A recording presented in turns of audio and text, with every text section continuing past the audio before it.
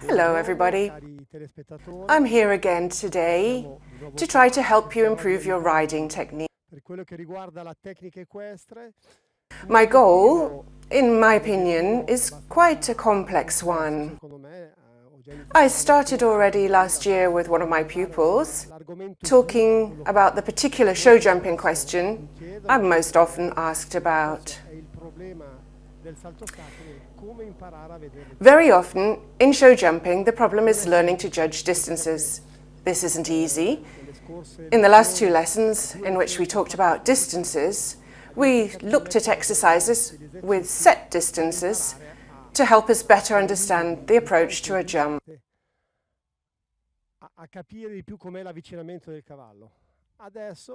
Now, I'd like to do some exercises without these set distances, except for in combinations, and I'll try to explain and help you to improve your approach. So, let's get started. The horse is already warmed up, so we'll start jumping right away. Just small jumps to start. The goal is to learn over small jumps, and when things go right, and I'm happy, we can raise the jumps a bit. That's the best way to improve. So, during the approach, the idea is to stay in a regular, rhythmic canter, and when you feel 100% sure, you can make slight variations. Ideally, you would make no variations at all. A regular rhythmic pace, regularity, is always the solution in which the horse can jump correctly. With a regular pace, you slowly learn to judge distances. We can't generalize here, though, as some horses prefer to speed up a bit in the final part, while others stay more readily in a regular canter.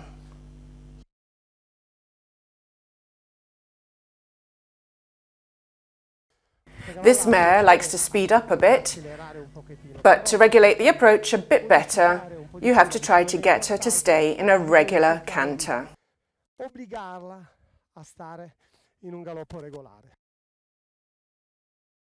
It's important when you're jumping not to go against your horse's natural attitude. Try to go with her and keep a steady contact.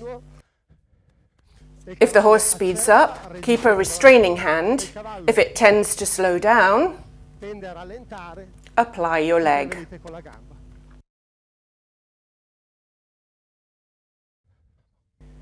I use very simple exercises.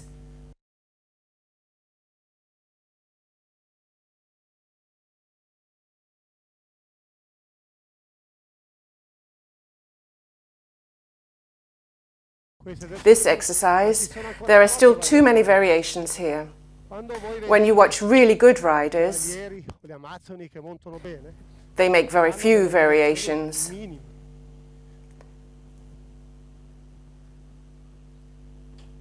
It's not important where the horse takes off, because for a horse, there's no big difference if you take off in this spot or this one. It's not the distance which helps you improve your jumping.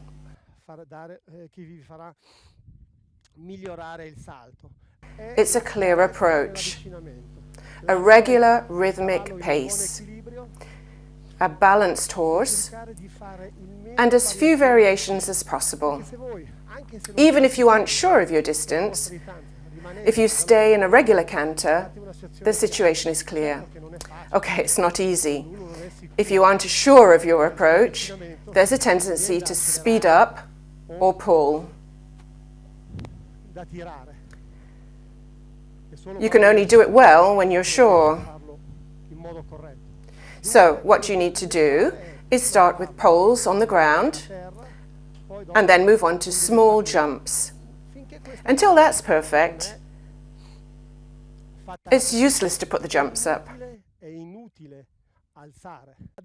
Now, I'm going to introduce some exercises to help you see, as I said before, that it's not important where you take off, near or far. To give you an idea, the jump should be one canter stride. So it's better not to get too close. Treat it as a canter stride. It's normal that a horse tends to speed up a bit on the approach. But if you can gradually try to avoid creating tension, because the horse can feel it if we're tense, and on the approach it's normal, we might create tension without realizing it, so the horse speeds up a bit. This mare always speeds up a bit on the approach. The aim is to go back to the initial canter, and if she picks up speed after the jump, collect her and get her back. Relaxation. When the horse is relaxed, you can think about the next jump.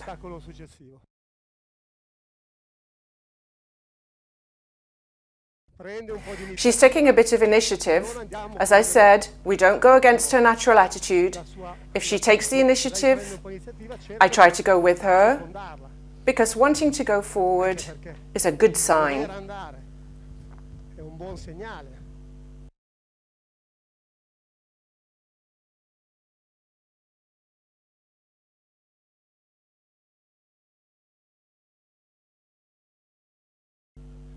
So the idea is, after the jump, collect, rebalance, and relax the horse. And think about the next jump. How can I tell if my horse is relaxed? Usually, when a horse relaxes, it lowers its head. You see the head coming down? There's no tension, and the horse gets lower, and the contact is only the weight of the reins. So, a downwards transition is ideal. A transition to trot, or even better to walk or halt. Because at halt, we're sure that you as a rider are not creating any tension. And then you go on to the next jump. So the best way for a horse to relax is transition to halt.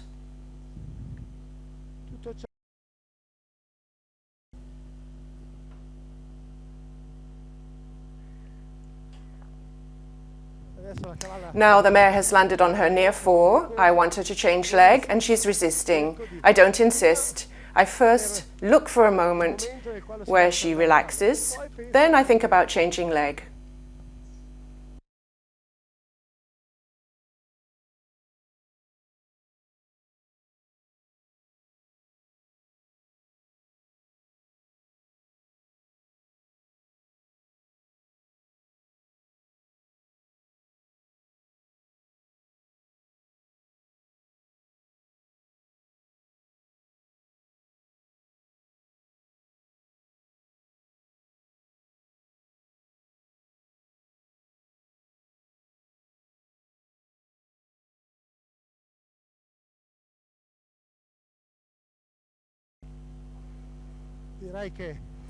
As our first lesson in which we discuss distances, these aren't new concepts, because in previous lessons we've already talked about them. The basic concept is that jumping should be flat work with jumping in between. So you have to perfect your flat work and the jumping will get easier. That's not to say that if you work well on the flat, you'll jump well. After the flat work, there should be exercises over the jumps for you and your horse. So you should practice over small jumps until you can do them perfectly.